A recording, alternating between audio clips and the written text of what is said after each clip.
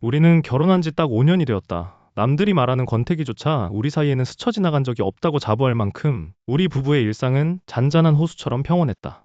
나는 그저 평범한 직장인으로 매달 월급을 차곡차곡 모아 우리만의 작은 보금자리를 가꾸는 것에 큰 행복을 느끼는 사람이었다.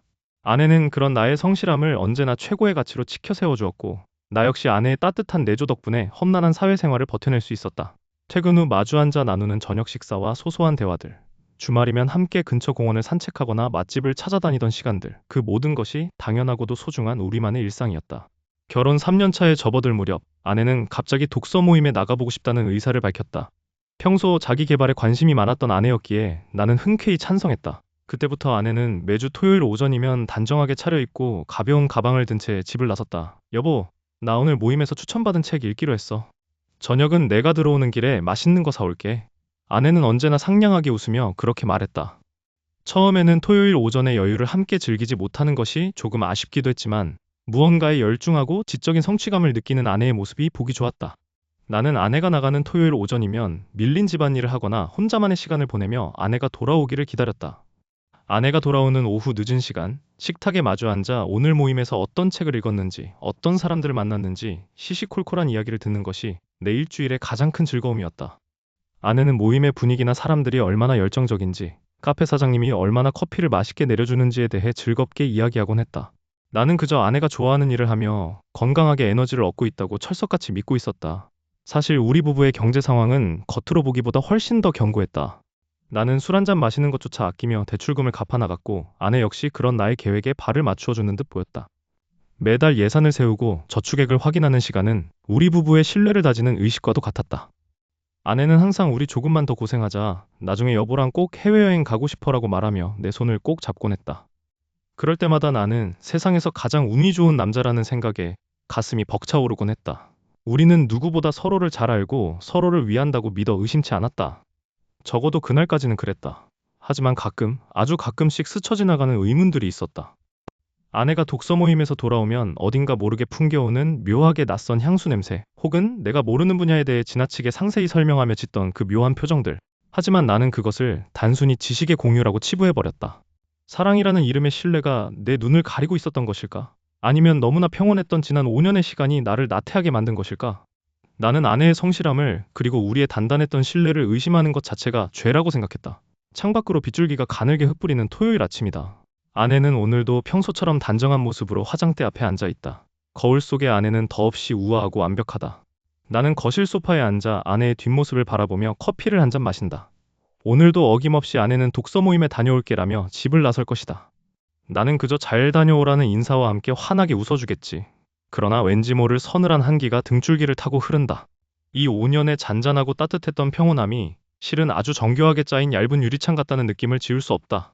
평화로운 일상이라는 가면 뒤에 숨겨진 내가 아직 발견하지 못한 차가운 진실. 그 진실이 지금 문 밖에서 나를 기다리고 있는 것은 아닐까? 아니면 이미 우리 집 안방 깊숙한 곳에서부터 서서히 독버섯처럼 피어나고 있었던 걸까? 문득 아내가 가방을 챙기는 손길이 오늘따라 유난히 부산스럽게 느껴진다. 이 완벽해 보이는 행복의 밑바닥이 갈라지는 소리가 들리는 듯한 착각마저 든다. 정말 나는 아무것도 모르는 채 이 행복의 끝을 향해 가고 있는 것일까? 이 고요함이 폭풍전야의 정적일지도 모른다는 불길한 예감이 차가운 빗소리와 함께 뼛속까지 파고든다. 5년이라는 시간은 참 묘하다. 서로의 숨소리만 들어도 기분이 어떤지, 오늘 저녁 메뉴로 무엇을 먹고 싶은지 텔레파시처럼 알 수 있을 것 같던 그런 시간들. 우리는 늘 평온했고, 나는 우리 부부 사이가 세상에서 가장 단단한 성벽 안에 보호받고 있다고 믿어 의심치 않았다. 하지만 변화라는 것은 언제나 예고 없이 마치 안개처럼 서서히 우리 일상 속으로 스며들기 시작했다.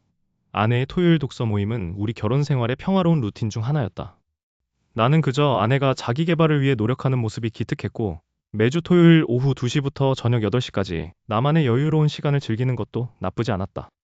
그런데 어느 순간부터 그 평화로운 루틴에 균열이 생기기 시작했다. 여보, 오늘 독서 모임 뒤에 뒤풀이 좀 할 것 같아. 다들 이번에 새로 읽은 책 내용이 너무 좋아서 토론할 게 많다네. 어느 화창한 토요일 아침, 아내는 화장을 고치며 무심하게 말을 던졌다. 평소라면 8시쯤 돌아오던 아내가 10시, 11시로 귀가 시간을 늦추는 일이 잦아졌다. 처음에는 대수롭지 않게 생각했다. 사람 사는 게 늘 계획대로만 될 수는 없으니까. 하지만 그녀의 변화는 단순히 시간뿐만이 아니었다. 아내는 어느샌가부터 자신의 휴대폰을 마치 생명줄이라도 되는 양 단 1분도 손에서 놓지 않았다. 화장실에 갈 때도, 설거지를 할 때도, 심지어는 잠들기 직전까지 휴대폰은 그녀의 손 안에 있었다. 어느 날 저녁 식탁에 앉아 있는데 아내의 휴대폰 알림음이 울렸다. 띠링. 평소와 다른 경쾌하고도 날카로운 소리였다. 아내는 깜짝 놀라며 휴대폰을 뒤집어 놓았고 나는 그 순간 그녀의 눈빛이 미세하게 흔들리는 것을 보았다. 예전의 그녀라면 누구지? 하며 웃으며 확인했을 텐데 지금의 아내는 마치 들키면 안 될 비밀을 숨긴 사람처럼 지나치게 긴장하고 있었다. 누구야? 독서 모임 사람들은 아니지? 내 물음에 아내는 짐짓 아무렇지 않은 척 살짝 찌푸린 미간을 보이며 대답했다. 아, 그냥 모임 단톡방이야. 다들 말이 많아서 방해되길래. 아, 맞다. 나 내일도 오전에 잠깐 회의가 생겼어. 모임 친구들이랑 같이 준비하는 게 있어서. 그녀의 말투는 너무 정교했다. 마치 미리 대본을 외우기라도 한 것처럼 막힘이 없었지만 이상하게도 그 대화 속에는 이전의 따뜻함이 빠져 있었다. 그녀가 자리를 비운 사이 거실에 홀로 앉아 창밖을 바라보았다. 5년의 시간이 갑자기 낯설게 느껴졌다. 아내의 향수 냄새가 거실에 남아 있었지만 그 향기조차 지금은 차갑게 느껴졌다. 그 다음 주 토요일이었다. 아내는 평소보다 훨씬 더 분주하게 나갈 채비를 했다. 새로운 원피스를 꺼내 입고 향수를 평소보다 진하게 뿌렸다. 거울을 보며 연신 만족스러운 미소를 짓는 그녀의 모습에서 나는 독서 모임에 가는 사람의 설렘이 아닌 누군가를 만나러 가는 여자의 설렘을 보았다. 나 다녀올게. 저녁 늦을 수도 있어. 먼저 자. 현관문을 닫고 나가는 그녀의 뒷모습은 평소보다 훨씬 가벼워 보였다. 거실에 홀로 남겨진 나는 묘한 적막감에 휩싸였다. 정적을 깨고 아내가 소파 위에 올려둔 가방에서 무언가 진동하는 소리가 들렸다. 아차 싶었다. 아내는 서두르느라 자신의 휴대폰을 소파 구석에 그대로 두고 나간 것이었다. 심장이 쿵쾅거렸다. 솔직히 말하자면 휴대폰을 열어보고 싶다는 유혹은 거의 없었다. 나는 아내를 믿었고 우리 사이의 신뢰가 그렇게 얄팍하다고 생각하지 않았다. 하지만 그 알림음은 너무나도 강렬했다. 나는 천천히 소파로 다가가 아내의 휴대폰을 집어들었다. 화면을 켜자마자 잠금 화면 위로 선명하게 떠있는 메시지 알림이 내 시야를 파고들었다. 투자연구 모임 오늘 12시 저번에 말한 그 카페에서 봐. 사장님이 오늘 신메뉴 준비해뒀대. 둘만 오붓하게 얘기할 시간 충분할 거야. 어느덧 토요일 아침이 밝았다. 평소라면 아내는 독서 모임에 간다며 화사하게 화장을 하고 나설 시간이지만 나는 오늘따라 유독 무겁게 내려앉은 눈꺼풀을 억지로 밀어 올렸다. 며칠 전부터 내 마음속에 또아리를 튼 의심이라는 뱀은 점점 몸집을 키워가고 있었다. 아내가 샤워를 하러 들어간 사이 식탁 위에 아무렇게나 놓인 그녀의 휴대폰이 진동했다. 평소라면 결코 열어볼 생각조차 하지 않았을 신뢰라는 이름의 보호막이 쳐져 있던 물건이었다. 하지만 심장이 쿵쾅거리는 소리가 귓가를 울릴 정도로 긴박한 상황에서 나는 결국 비밀번호를 눌렀다. 물론 이미 알고 있던 아내의 생일 날짜를 조합한 숫자였다. 화면을 켜자마자 보인 것은 예고 없이 쏟아지는 은행 알림 메시지들이었다. 최근 한 달간 아내의 계좌에서 이해할 수 없을 만큼 큰 금액들이 빠져나가고 있었다. 단순히 커피를 마시거나 쇼핑을 하는 수준이 아니었다. 문화회비 혹은 모임 지원비라는 명목으로 오고 간 돈은 수백만 원 단위였다.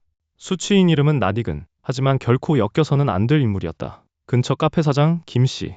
아내가 그토록 열심히 나간다는 독서 모임의 장소가 바로 그 카페였다는 사실이 머릿속을 스쳤다. 손끝이 파르르 떨렸다. 이건 단순한 취미생활이 아니었다. 대체 무슨 일을 벌이고 있는 걸까? 그녀가 매주 토요일마다 예쁘게 차려입고 나가서 만나는 상대가 도대체 무슨 명목으로 우리 부부의 피 같은 돈을 가져가는 것일까? 그날 이후 나는 아내를 미행하기 시작했다. 토요일 아침 아내는 평소처럼 익숙한 연기를 시작했다. 여보, 오늘 모임에서는 이번에 새로 나온 신간 토론할 거야. 조금 늦을 수도 있으니까 먼저 자요. 다정하게 내 뺨에 입을 맞추고 문을 나서는 그녀의 뒷모습에서 나는 처음으로 서늘한 이질감을 느꼈다. 나는 그녀가 버스를 타고 이동하는 길을 멀찌감치 따라갔다. 아내가 도착한 곳은 정말로 그 카페였다. 하지만 그곳은 책을 읽는 평온한 분위기와는 거리가 멀었다.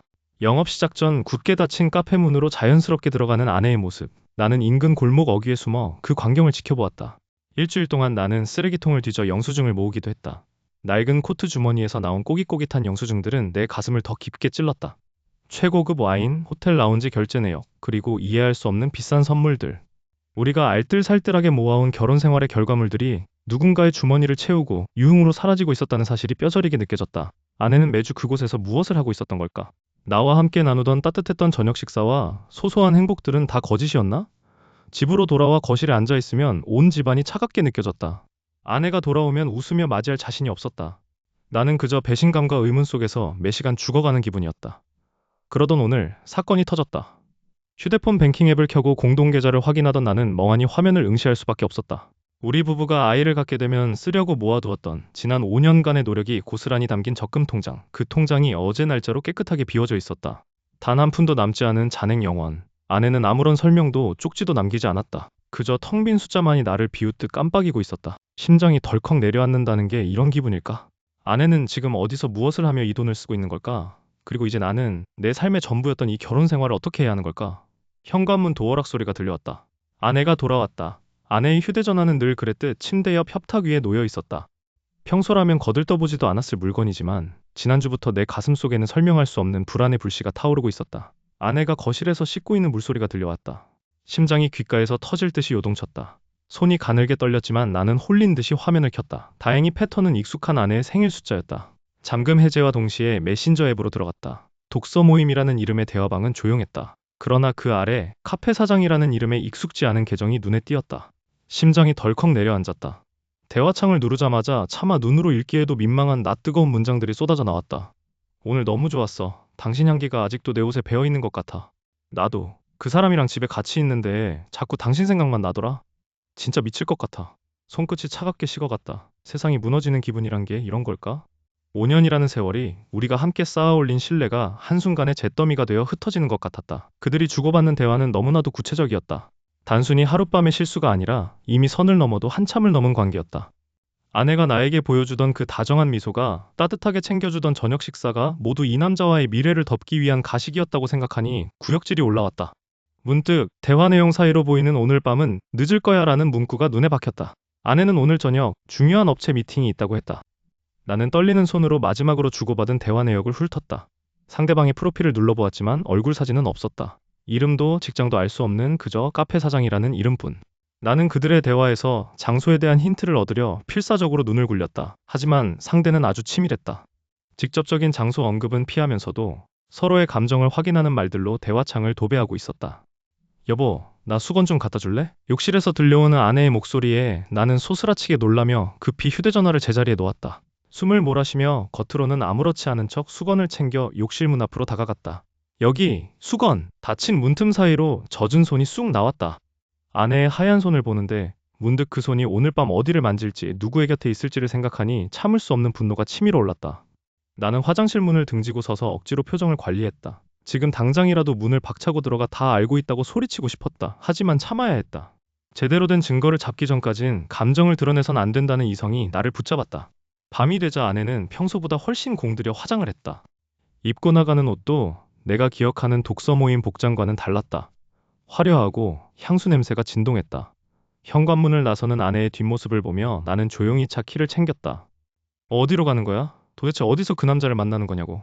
아내의 차가 아파트 단지를 빠져나가자마자 나는 주차해 두었던 내 차에 올라탔다. 거리를 두고 아내의 차를 뒤쫓았다. 긴장감 때문인지 운전대를 잡은 손에 땀이 맺혔다. 아내는 한참을 달렸다. 평소 다니던 독서 모임 장소와는 정반대 방향이었다. 한적한 골목길을 지나 도심을 가로지르던 아내의 차가 갑자기 속도를 줄였다. 심장이 다시 거세게 뛰기 시작했다. 익숙한 거리였다. 가로등 불빛 아래 드러난 간판을 보는 순간 나는 차를 멈추고 말았다. 아내가 차에서 내려 망설임 없이 발걸음을 옮긴 곳은 우리 집에서 불과 10분 거리. 매일 아침 내가 습관적으로 들러 커피를 사 마시던 그 동네 단골 카페였다. 매일 그 남자의 얼굴을 보고도 그가 내 아내의 불륜 상대라는 사실은 상상조차 못했다는 게 끔찍한 실소로 터져나왔다. 카페 문이 열리고 아내가 안으로 사라졌다. 나는 차 안에서 잠시 숨을 고르다 거울 속에 비친 내 창백한 얼굴을 확인하고는 천천히 차 문을 열었다.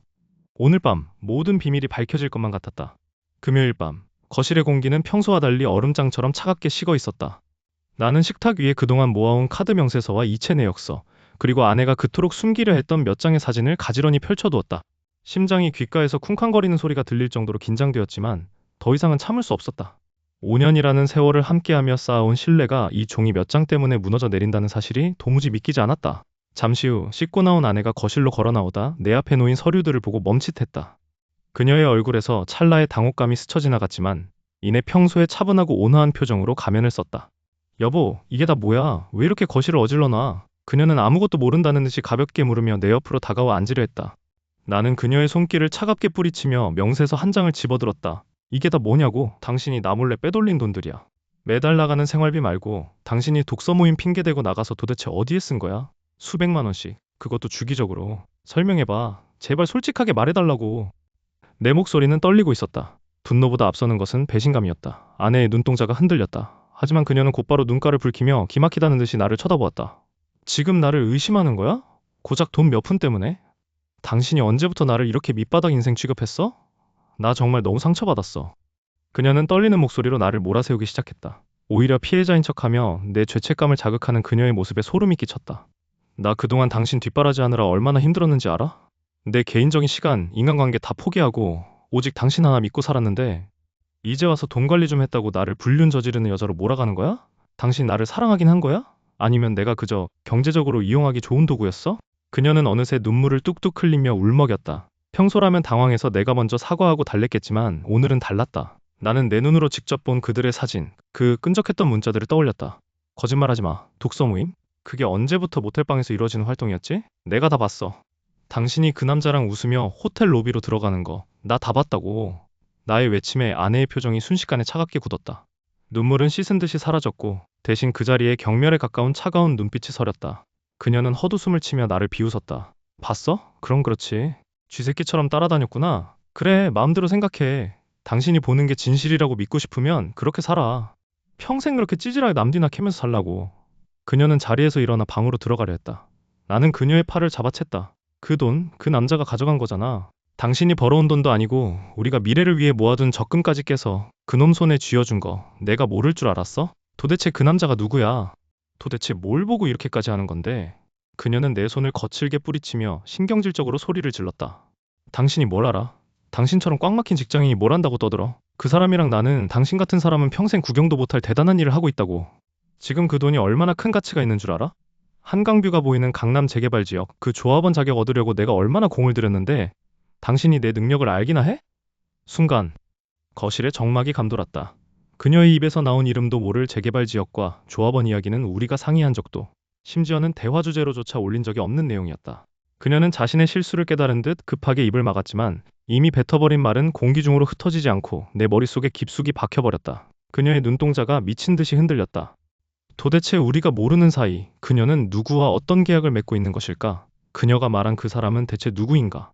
아내와 다투고 집을 나선 그날 밤, 내 머릿속은 온통 뒤죽박죽이었다. 아내의 그 서늘한 눈빛, 나를 오히려 의심스러운 사람으로 몰아세우던 그 당당한 태도가 자꾸만 뇌리를 스쳤다. 하지만 내 손에는 증거가 있었다. 지난 몇 달간 아내가 몰래 빼돌린 거액의 돈, 그리고 매주 토요일마다 향했던 그 의문의 장소. 나는 결심했다.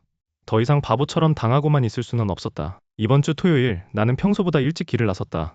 목적지는 아내가 독서 모임을 간다며 매번 향했던, 그러나 내가 한 번도 가보지 않았던 그 동네의 한 구석진 카페였다. 카페는 생각보다 훨씬 조용하고 외진 곳에 자리 잡고 있었다. 달빛 로스팅이라는 촌스러운 간판 아래 나는 숨을 죽이고 카페 안을 살폈다. 유리를 통해 보이는 실내는 고풍스러웠지만 왠지 모를 긴장감이 감돌았다. 나는 구석자리에 앉아 메뉴판을 보는 척하며 가게 안을 관찰했다. 잠시 후 카운터 뒤에서 앞치마를 두른 남자가 나왔다. 커피 원두를 볶고 있던 그 남자의 옆얼굴을 본 순간 나는 심장이 멎는 줄 알았다. 그는 아내의 스마트폰 메신저 배경화면에서 흐릿하게 보였던 바로 그 남자였다. 등산복 차림이 아니라 단정한 카페 유니폼을 입고 있었지만 그 눈매와 콧날은 분명했다. 나는 숨이 가빠지는 것을 억지로 참으며 그가 통화하는 내용을 엿들으려 애썼다. 투자금은 거의 다 확보됐어. 이제 그 호구 남편한테서 마지막으로 한 번만 더 뜯어내면 우리 계획대로 정리할 수 있어. 그 남자 입에서 나온 호구 남편이라는 단어는 비수처럼 내 가슴에 박혔다. 단순히 바람을 피우는 것을 넘어 내 전 재산을 가로채고 나를 인생의 낙오자로 만들려는 그들의 추악한 계획이 낱낱이 드러나는 순간이었다. 나는 손을 부들부들 떨며 휴대폰 카메라를 켰다. 아내가 나 몰래 투자했다던 그 주식과 코인들이 모두 이 남자의 주머니로 흘러들어갔던 것이다. 분노로 인해 눈앞이 붉게 물드는 것 같았다. 어떻게 사람이 이렇게까지 잔인할 수 있을까? 사랑한다고 말하던 그 입술로 매일 아침 내가 차려준 밥을 먹으며 내 등 뒤에서 칼을 갈고 있었다니. 그때였다. 카페의 종소리가 맑게 울리며 문이 열렸다. 나는 본능적으로 고개를 푹 숙였다. 경쾌한 발걸음 소리, 그토록 익숙했던 아내의 향수 냄새가 공기 중에 흩어졌다. 설마 했지만 문을 열고 들어온 사람은 아내가 맞았다. 그녀는 평소보다 훨씬 더 화려한 모습이었다. 아내는 나를 볼 때 보여주던 그 차갑고 건조한 표정과는 전혀 다른, 세상에서 가장 사랑스러운 연인을 바라보는 듯한 눈빛으로 카운터 앞에 남자에게 다가갔다. 그녀는 주위를 살피지도 않은 채 카페 사장인 남자의 허리를 자연스럽게 감싸 안았다. 남자는 익숙하다는 듯 아내의 허리를 끌어당겨 자신의 품에 가두었고 두 사람은 서로의 얼굴을 마주보며 기분 나쁠 정도로 달콤하게 웃어 보였다. 아내는 남자의 뺨에 가볍게 입을 맞추더니 핸드백에서 서류 봉투를 꺼내 건네주었다. 이번에 더 크게 넣었어. 이제 정말 끝이야. 우리 곧 떠나자. 아내의 목소리는 다정했지만 그 내용은 나를 지옥으로 밀어넣기에 충분했다. 나는 거친 숨을 몰아쉬며 자리에서 일어날 뻔한 몸을 간신히 억눌렀다. 내 눈앞에서 벌어지고 있는 이 믿을 수 없는 풍경, 내가 사랑했던 여자가 다른 남자의 품 안에서 내 인생을 비웃고 있었다. 이제 더 이상 물러설 곳은 없었다. 나는 휴대폰을 꽉 쥐고 그들의 가장 행복한 순간을 증거로 남기기 위해 셔터를 눌렀다. 카페의 조명이 유난히 밝게 느껴져 내 처지가 더 비참하게 느껴졌다. 이제 나는 저들의 위선을 낱낱이 파헤칠 준비가 되었다. 그날 카페를 나선 뒤 내 머릿속은 온통 배신감으로 가득 차 있었다. 하지만 내가 더 큰 충격을 받은 건 그 이후였다. 아내와 카페 사장, 그들은 내가 모든 걸 알아챘다는 사실을 눈치챈 순간 공포에 질리기보다 훨씬 더 치밀하고 악랄한 계획을 세우기 시작했다. 나는 그저 진실을 파헤치려 했을 뿐인데 그들은 나를 사회적으로 매장할 범죄자로 둔갑시키려 하고 있었다. 어느 날 저녁 집에 돌아오자 평소와 다름없이 태연하게 저녁을 차려놓은 아내의 뒷모습을 보며 소름이 돋았다. 그녀는 돌아보지도 않은 채 낮게 읊조렸다. 당신 요즘 나 미행하면서 카페 사장님을 위협했다며? 그 사람 당신 때문에 일상생활이 불가능할 정도로 불안해해. 나는 귀를 의심했다. 내가 언제? 그저 몇 번 그 카페 앞을 지나며 상황을 살핀 것뿐이었다. 아내는 이미 그 카페 사장과 입을 맞추고 내가 그들을 상대로 협박을 일삼았다는 가상의 시나리오를 완성해 놓은 상태였다. 그들은 내가 그동안 모아왔던 증거들이 법적인 효력을 갖지 못하게 하려고 치밀하게 움직였다. 아내는 내 컴퓨터에 몰래 접속해 내 메신저 내용을 조작하기 시작했다. 마치 내가 카페 사장에게 돈을 요구하며 협박을 가한 것처럼 대화 로그를 정교하게 뜯어 고친 것이다. 이거 봐, 당신이 보낸 협박 메시지들이야. 경찰에 넘기기 전에 그만둬. 아내가 비웃듯 내민 화면 속에는 내가 쓰지도 않은 저주 섞인 말들이 가득했다. 그뿐만이 아니었다. 그들은 내가 빼돌린 돈이라 주장하며 그동안 횡령한 내 돈을 주변 지인들에게 입막음용으로 뿌리고 다녔다. 카페 사장은 자신의 영업장 주변 상인들에게 내가 상습적으로 카페에 찾아와 난동을 부린 것처럼 거짓 소문을 퍼뜨렸다. 사람들의 눈빛이 변하는 건 한순간이었다. 성실하게만 살아왔던 평범한 직장인인 나를 한순간에 아내를 감시하고 카페 사장을 괴롭히는 스토커이자 공갈범으로 낙인 찍어버린 것이다. 나는 홀로 고립되어 갔다. 아내는 이제 더 이상 죄책감조차 느끼지 않는 듯했다. 오히려 그들은 여유롭게 웃으며 나와의 이혼을 준비하고 있었고 내가 그들에게 돈을 뜯어내려 했다는 억지 주장을 법정에 세울 준비를 마친 듯 보였다. 나의 분노는 가슴속에서 타들어갔지만 손에 쥐어진 증거들은 하나둘씩 그들의 조작된 서사 속에 파묻히고 있었다. 이제 와서 어쩌겠어. 이미 사람들은 다 알고 있는걸. 아내의 차가운 목소리가 거실을 메웠다. 그날 밤 나는 무력감에 짓눌려 잠조차 이루지 못한 채 거실에 멍하니 앉아 있었다. 세상이 무너지는 기분이었다. 믿었던 사람들의 반격은 내가 생각했던 것보다 훨씬 더 파괴적이고 잔인했다. 모든 것이 계획대로 흘러가고 있다는 아내의 그 승리감, 어린 표정이 뇌리를 떠나지 않았다. 다음날 아침 우편함에 꽂혀있는 등기 한 통이 내 시야에 들어왔다. 익숙지 않은 관공서의 로고가 찍힌 봉투였다. 떨리는 손으로 봉투를 뜯어 내용을 확인한 나는 그대로 얼어붙고 말았다. 귀하를 스토킹 범죄 및 공갈미수 혐의로 피의자 신분으로 소환합니다. 나는 살면서 단 한 번도 법의 테두리를 벗어난 적이 없었다. 그런데 내가 피해자임에도 불구하고 경찰의 소환장을 손에 쥐고 있는 지금 대체 어디서부터 잘못된 것인지 알 수 없었다. 아내와 카페 사장의 웃음소리가 귓가에 환청처럼 들려오는 듯했다. 드디어 결전의 날이 밝았다. 토요일 오후 늘 아내가 독서 모임이라며 집을 나서던 바로 그 시간이다. 나는 평소보다 조금 더 차분한 마음으로 옷매무새를 다듬었다.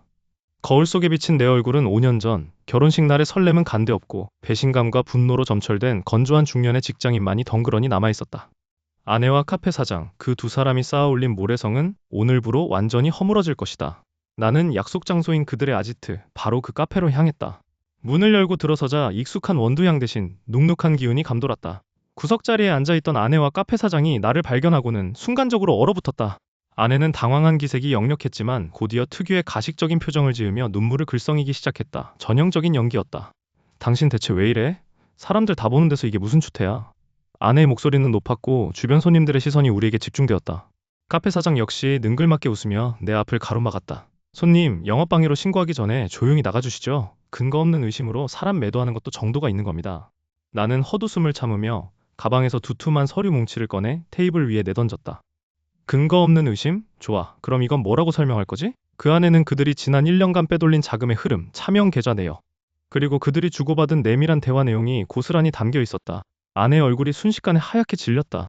그녀는 떨리는 손으로 서류를 훑어보더니 이내 악에 받친 표정으로 나를 노려보았다. 사장 또한 더 이상 웃음기를 띠지 않았다. 그의 눈빛은 뱀처럼 차갑게 변해 있었다. 이게 다라고 생각했어? 당신은 정말 머리가 나쁘군. 사장이 낮게 읊조리며 계산대 아래에서 검은색 서류 봉투 하나를 꺼내들었다. 그가 내 앞에 던진 봉투 속에는 내 회사 생활과 관련된 민감한 자료들이 들어있었다.